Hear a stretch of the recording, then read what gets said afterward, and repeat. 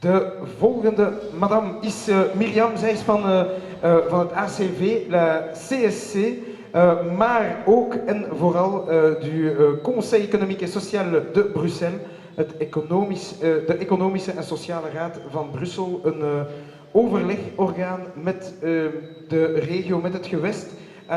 Un organe de concertation avec la région. Elle va nous parler de l'ouverture ou de la fermeture, de geslotenheid of de openheid van grote bedrijven in Brussel en over het gewestelijk ontwikkelingsplan, duurzaam ontwikkelingsplan. Merci. En fait, le 29 avril, les partenaires sociaux ont signé avec le gouvernement un texte que je vous conseille de lire si vous avez des insomnies, parce qu'il est absolument illisible. Et c'est un texte très institutionnel, mais heureusement, il y a un engagement que les partenaires sociaux ont pris entre eux, donc le patronat d'un côté, les syndicats de l'autre, qui les implique, à mon avis, nous ne savons pas très bien où ça va nous mener.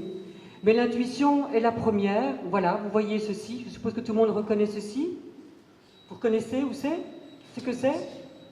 La KBC, évidemment. Ben, la KBC, j'aurais pu vous montrer Dexia ou Fortis. C'est un exemple, ou Belgacom, c'est un exemple de ces très très grandes entreprises qui se comportent dans la ville comme de véritables forteresses.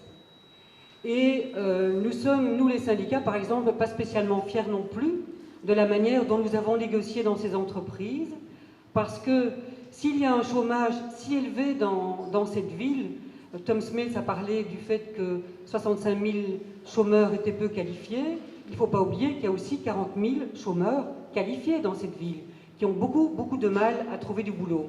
Eh bien, dans ce genre de forteresse comme la KBC, comme Dexia, comme Belgacom, ça c'est pour les entreprises privées, mais on peut aussi parler des entreprises publiques comme la Poste ou d'autres, eh bien, les portes sont très fermées aux Bruxellois.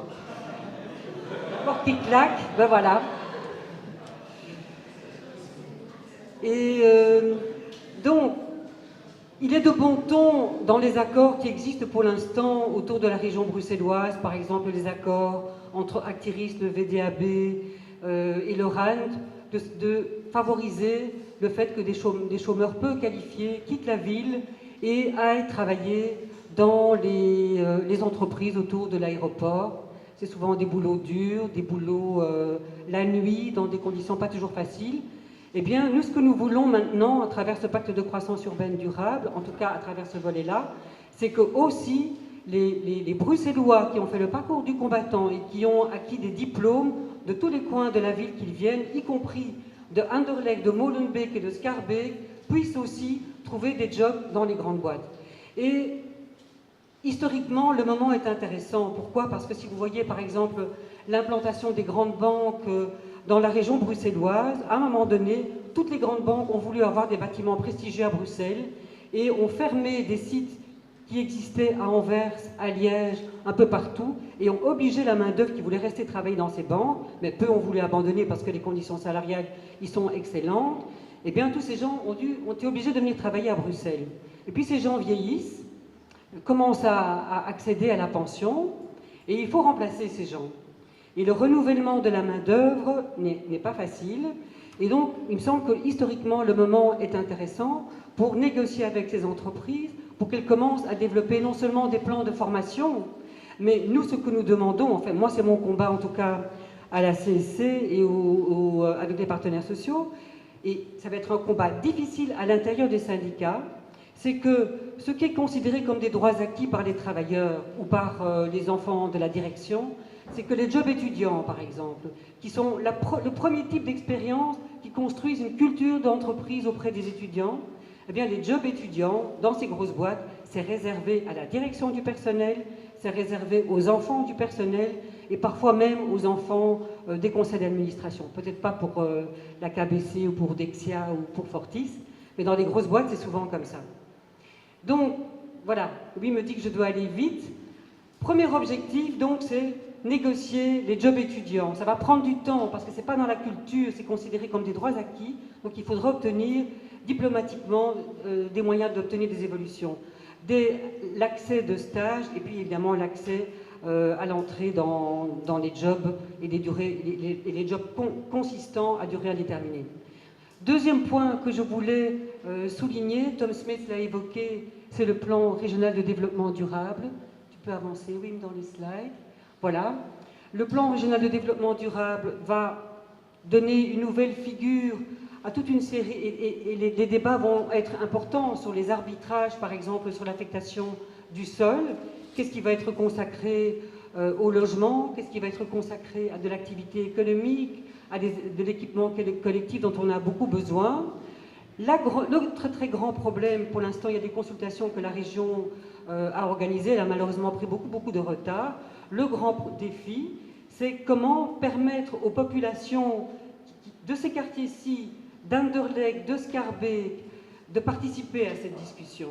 Et jusqu'à présent, ce n'est pas très bien parti. Et il va falloir que, dans le peu de temps dans lequel cette consultation doit se faire, quelque chose s'organise, que tout le Middenveld en soit conscient, organise des soirées avec les habitants pour qu'ils fassent partie du processus. Ou bien disent à la région, écoutez, c'est impossible dans ce timing, il faut revoir le timing. Mais pour l'instant, moi je sens une exclusion de ce débat de toute une partie de la population bruxelloise. Alors, troisième chose sur laquelle je voulais attirer votre attention, ben voilà le centre Godin. Et puis, si tu peux poursuivre, Wim, on va arriver ici à You Place Machelen aussi. Ben voilà, ça fait partie de nos difficultés bruxelloises. On veut un Bruxelles métropolitain et en même temps, il y a des projets concurrentiels qui se mettent dans un mouchoir de poche. Il y a ici des promoteurs immobiliers qui voudraient bien développer un méga projet. You Place Brussels Project, c'est pas à Bruxelles, hein, c'est à Machelen. C'est à 5 km du Heysel, mais c'est à Machelen.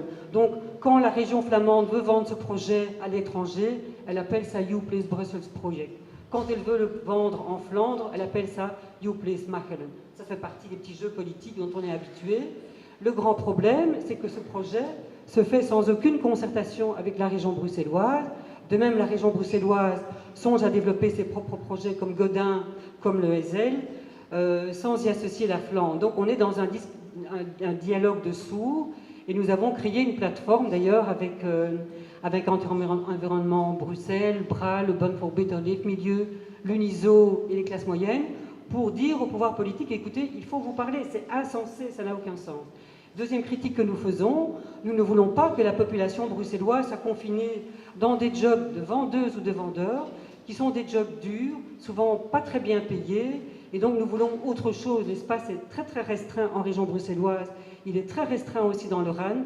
Il y a probablement d'autres choses à faire qui sont peut-être plus utiles pour le développement durable de cette ville. Voilà, je vous remercie pour votre attention.